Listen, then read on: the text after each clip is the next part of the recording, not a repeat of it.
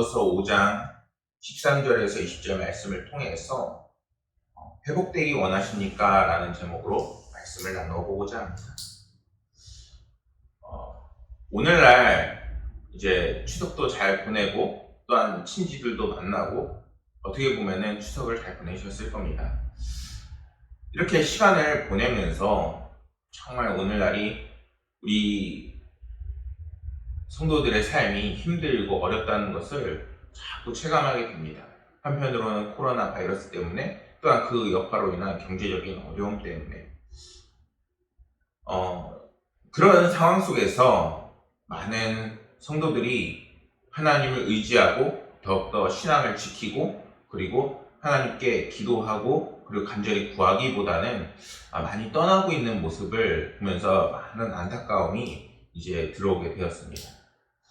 그런데 저희들이 알고 있는 찬양 중에서 모든 상황 속에서 라는 찬양이 있습니다. 그 찬양의 가사에 보면은 모든 상황 속에서 주를 찬양할지라 주는 너의 큰 상급 너의 큰 도움이시라 이런 가사가 있습니다. 그 말처럼 이 말씀도 성경에 나오는 그 말씀인데 정말 우리의 모든 상황 속에서 하나님을 붙잡고 그리고 우리의 신앙을 지키고 또한 하나님께 우리의 구할 것을 정말 기도하면서 나아가야지 오히려 힘들고 고난이 찾아왔을 때 정말 하나님께서 나에게 응답하지 않으셨어 또는 하나님께서 나를 버리신 것 같아 또는 하나님 계시지 않은 것 같아 하면서 주님을 떠나가게 되면은 오히려 그 순간부터 우리의 삶에 정말 그 거룩함이 사라지고 또한 은혜가 사라지는 것으로 인해서 오히려 더 큰 문제가 우리 삶 가운데 찾아오는 것을 우리는 알 수 있어야 합니다. 우리는 모든 상황 속에서 기도할 수 있는 사람들이 되어야 합니다. 왜냐하면은 그 모든 기도를 통해서 하나님께서는 우리의 고통의 소리, 또한 이 힘듦의 소리, 그리고 우리의 간절한 기도 소리를 들으시고 반드시 그것에 대해서 어떤 형태로든 응답하십니다. 왜냐하면은 하나님은 우리가 예수 그리스도를 믿음으로 인해서 이제는 하나님의 백성, 하나님의 귀한 자녀로 거듭난 인생을 살게끔 하시기 때문에 그런 귀한 자녀의 그 소리에 반드시 귀를 기울이시고 응답하신다는 것입니다. 만약에 오늘날 우리가 하나님의 그 기도에 하나님을 간절히 부르짖지 않고 나아간다면은 오히려 사단이 파놓은 유혹이나 아니면은 우리의 힘든 고난과 그리고 또 모든 문제에 우리의 삶이 파묻힐 수밖에 없는 지경에 이르게 되는 것입니다. 또 그 상황 속에서 다시 일어서려고 하면은 반드시 누군가의 도움이나 아니면 하나님의 도움이 반드시 필요합니다. 오늘 말씀 속에서 함께 나눈 말씀 속에서 간략하게 얘기하면 하나님께서는 모든 상황 속에서 기도하라는 것입니다. 특히 그 말씀에서 고난 당할 때에도 병이 들었을 때에도 우리가 범죄를 했을 때에도 하나님께 기도하라고 하나님께서는 우리에게 말씀하고 계십니다. 그 중에서 14절 말씀을 보면은 특히 정말 고난이 찾아왔을 때 심지어 병이 들고 그리고 아플 때에 기도를 반드시 하고 심지어는 믿음이 신실한 자를 불러서 그 기도를 받으라고까지 지금 말씀하고 계십니다. 그 믿음의 신실한 자가 누구죠?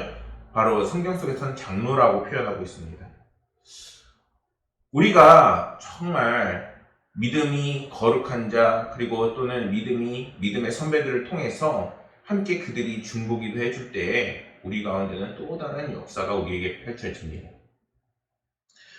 그런데 멀리 있는 데에서 찾는 것이 아니라 우리가 섬기고 있는 교회 그리고 또한 우리 교회 공동체 안에서 함께 중보기도하고 또한 함께 하나님께 간절히 기도하고 의지할 때 하나님께서는 반드시 그 기도 소리를 들으신다는 것입니다.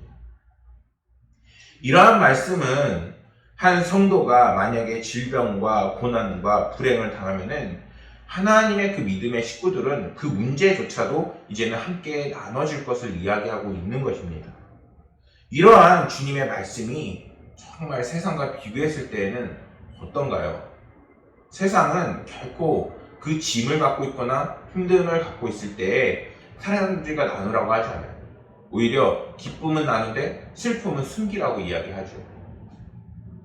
기쁘고 경사스러운 일이 있으면은 그 일을 사람들에게 자랑을 하고, 반대로 고난과 불행이 있으면은 숨기고 사람들로부터 멀어지게 하는 속성이 세상에는 있습니다. 근데 오늘 말씀에서 보면 알 수 있듯이 하나님께서는 기쁜 일도 하나님과 함께하고, 슬프고 고단한 일이 있을 때는 더욱더 하나님을 의지하고 분명하게 말씀하십니다.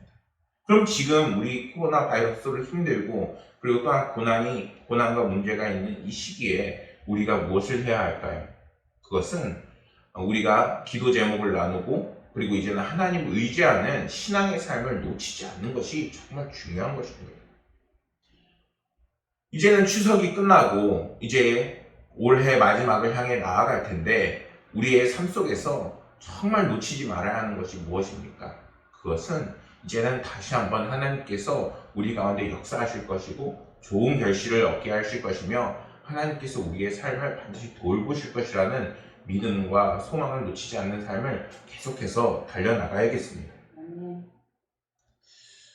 하나님의 말씀대로 그리스도 안에서 형제 자매들의 고난과 불행을 이제는 나누고, 그리고 서로를 위해 중보기도 하고, 또한 그 기도가 반드시 응답될 것이라는 것을 믿으면서 우리가 우리의 삶을 진행해 나가야 합니다.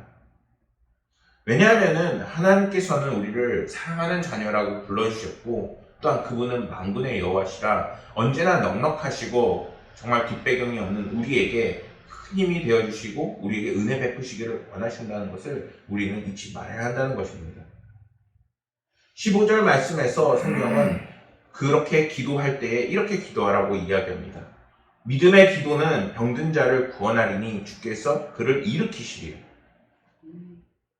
그 주님께서 믿음의 기도를 하라고 우리에게 분명하게 말씀합니다. 이 말씀은 주님께서 믿음의 기도로 인해서 반드시 응답하시겠다는 약속의 말씀이기도 합니다. 그렇다면 믿음의 기도란 무엇일까요? 야고보서 1장 6절에서 8절 말씀을 보면은 하나 성경은 이렇게 말씀하고 있습니다. 오직 믿음으로 구하고 조금도 의심하지 말라. 의심하는 자는 마치 바람에 밀려 요동하는 바다 물결 같으니 이러한 사람은 무엇이든지 죽게 얻기를 생각하지 말라. 한마디로 우리가 순수하게 두 마음을 품지 않고 이제는 하나님을 바라보고 하나님께 간절히 기도하는 기도를 하라는 것입니다. 그런데 세상을 살다 보면은 지금의 이 말씀처럼 우리가 정말 순수한 마음으로 두 마음을 품지 않고 온전히 하나님만 바라보는 게 쉽지 않다는 것을 알게 돼요. 왜냐하면은 마치 하나님의 말씀이 나에게 주시는 말씀 같지 않을 때도 있고, 또는 그 말씀이 현실에서 일어나지 않는 것 같기도 하고, 또한 하나님의 말씀이 저희 가운데 막 현실적으로 체감이 안 되는 분들도 있을 것입니다. 그러나 분명한 것은 하나님께서 이미 약속하고 계십니다. 하나님을 믿고 의지하는 그 기도는 반드시 응답을 받을 것이라는 것입니다. 그러면은 우리의 마음이 어떻게 하면은 순전하고 또한 성결하게 또한 깨끗할 수 있을까요? 야고보서 4장 8절에는 이렇게 말씀합니다. 하나님을 가까이 하라. 그리하면 너희를 가까이 하시리라. 죄인들아 손을 깨끗이 하라. 두 마음을 품은 자들아 마음을 성결하게 하라. 우리의 마음이 깨끗하여지는 것은 다른 방법이 없습니다. 뭐냐면은 계속해서 신앙생활을 해 나가는 거예요.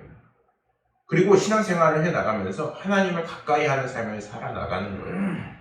신앙생활을 놓치게 되면은 결국에 우리 마음이 다른 검은 것 또는 더러운 것 또는 죄와 우리의 모든 욕심, 다양한 것들로 이 세상의 것들로 채워지게 되고 때가 묻게 되어집니다.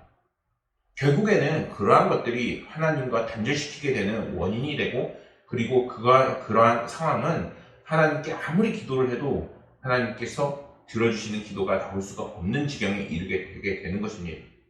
그렇다면은 어떻게 하면은 하나님의 놀라운 기도가 저희 가운데 계속해서 임할 수 있을까요? 방금 얘기했듯이 우리는 믿음의 기도를 계속 드려야 한다는 것입니다.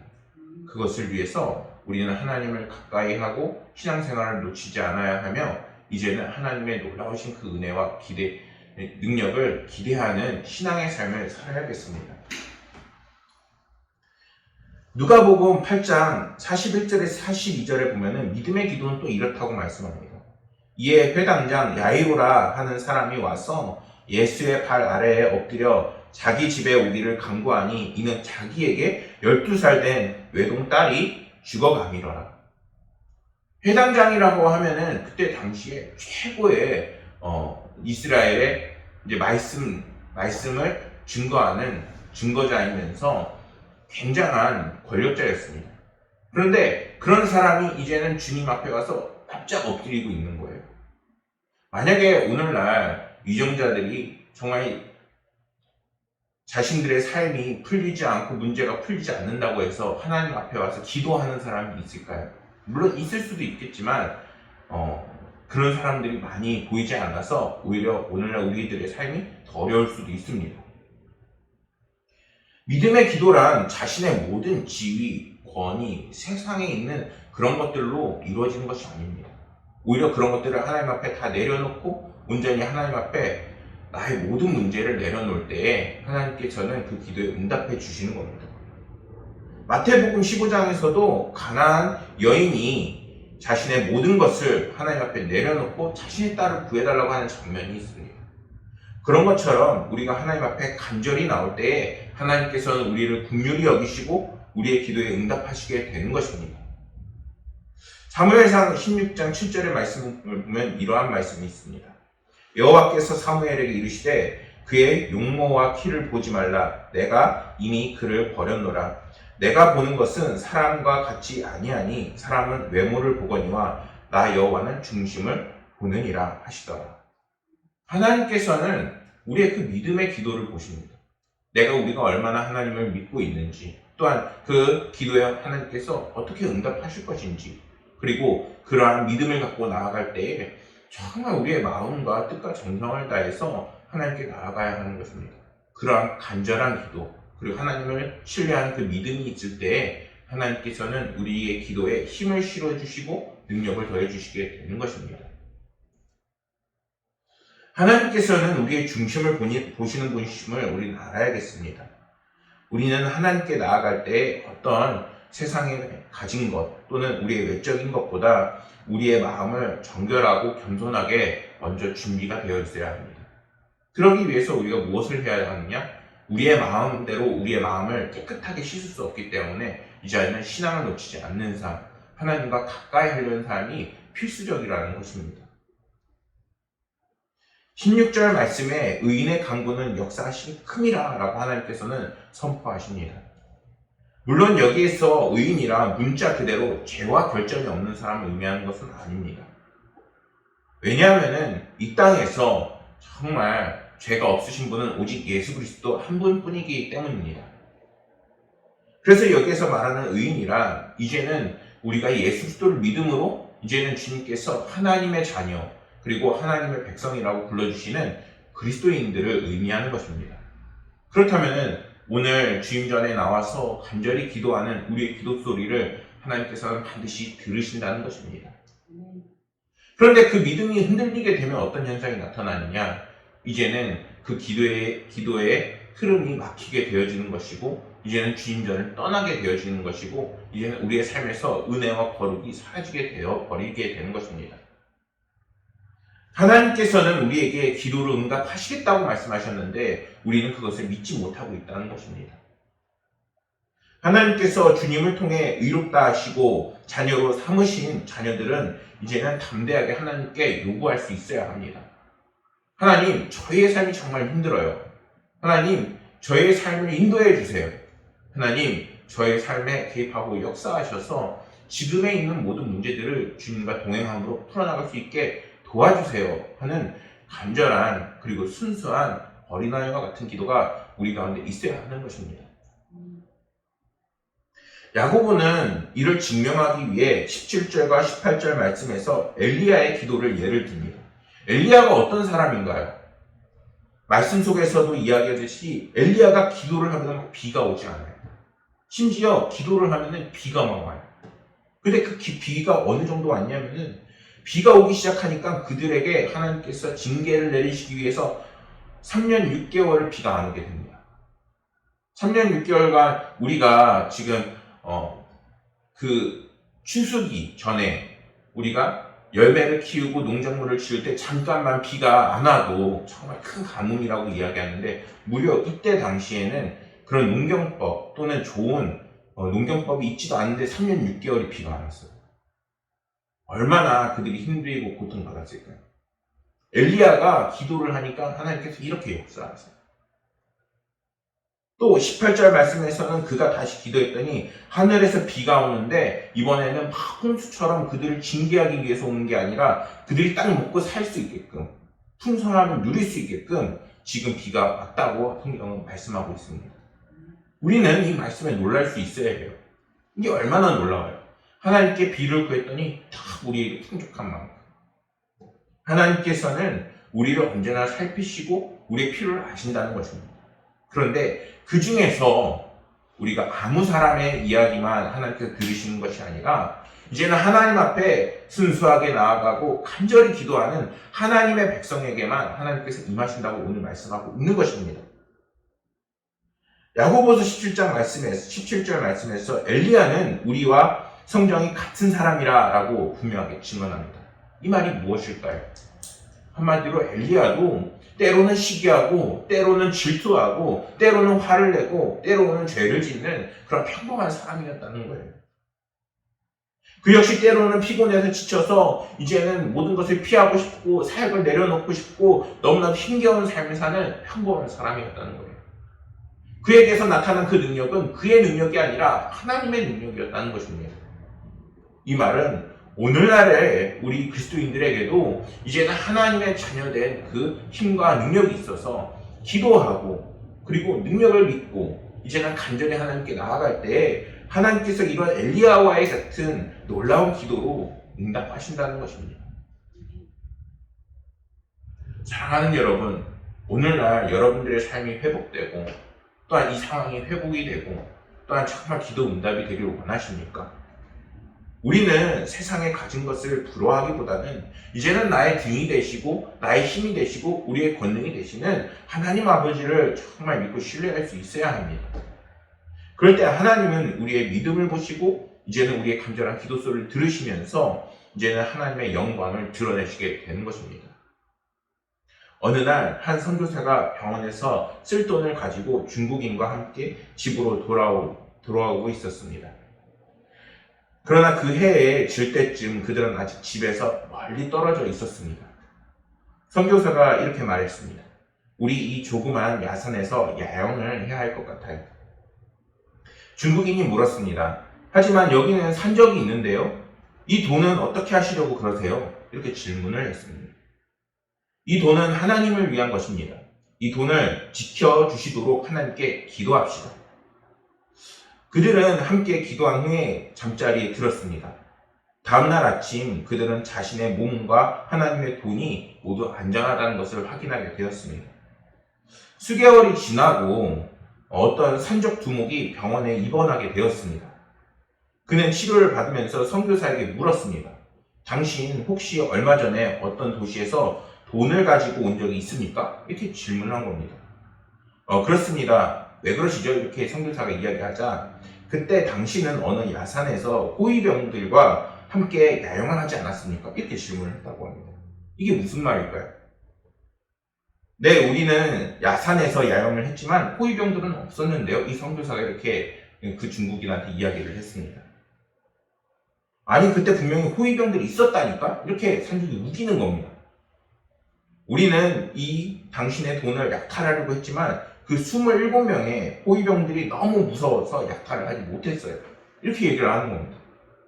얼마 후 선교사는 어느 집회에서 27명의 호위병 이야기를 나눴습니다.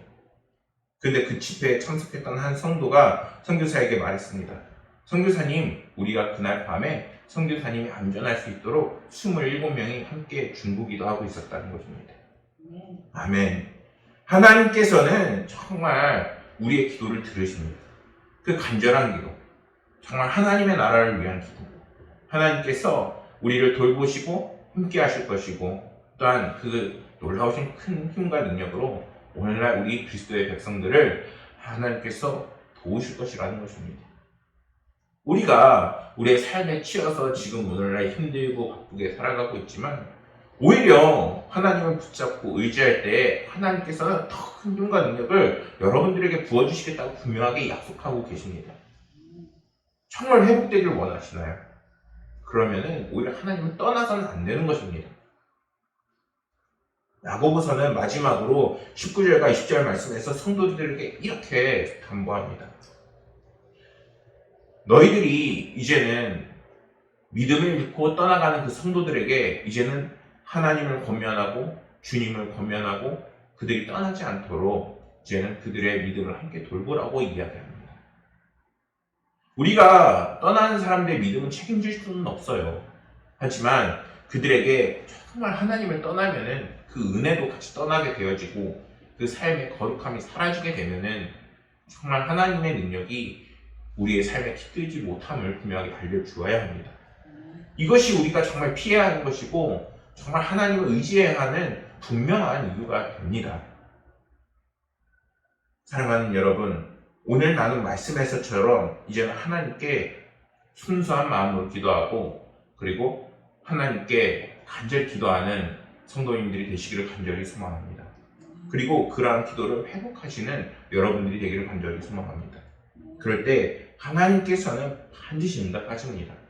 지금 당장은 하나님의 기도 응답이 없어 보이지만 하나님께서는 사랑하는 우리 하나님의 백성과 그 자녀들에게 반드시 가장 좋고 귀한 것을 이미 예비해 놓고 계십니다.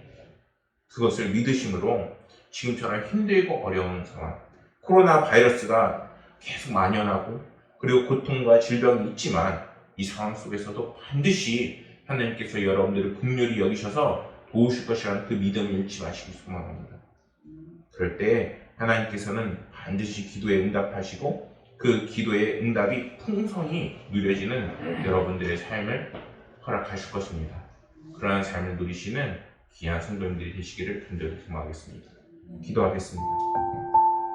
아버지 하나님 감사합니다. 오늘도 주님께서 저희를 인도하셔서 말씀을 듣게 하시고 기도하게 하셨사오니 아버지 하나님이시여 우리의 기도에 반드시 응답하신다고 하신 주님의 그 말씀을 잊지 않도록 도와주옵소서. 많은 영혼들이 아버지 하나님이시여 주님을 버리고 주님을 잊고 살아가고 있습니다. 그들이 다시 한번 깨우쳐 정말 주님께로 돌아와 아버지 하나님 앞에 간절히 또한 온 마음으로 주님을 찬양하고 기도할 수 있는 성도들이 되게 하여 주옵소서. 아버지 하나님, 오늘 주님 전에 나온 모든 성도들의 그 기도수를 들으시고 기억하셔서 아버지 하나님께서 정말 삶에서 힘들고 어려운 모든 문제들을 만져주시고 또한 도와주옵소서. 아버지 하나님,